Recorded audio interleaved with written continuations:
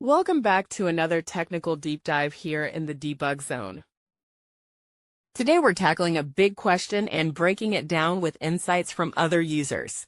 Hopefully this clears up some misconceptions and helps you get the answer you need. So buckle up, stay a little curious, and let's jump right in.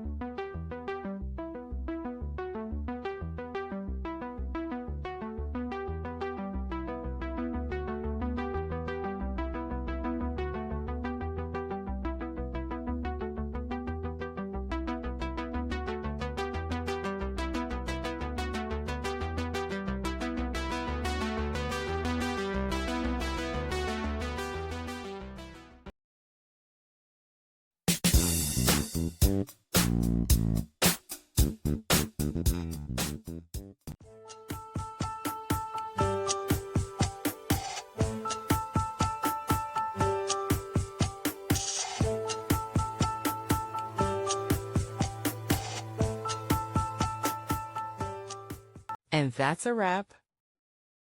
I hope you found the answer you were looking for. If you did, take a second to hit that subscribe button. It really helps out. And let me know in the comments which solution worked best for you. See you next time in the debug zone.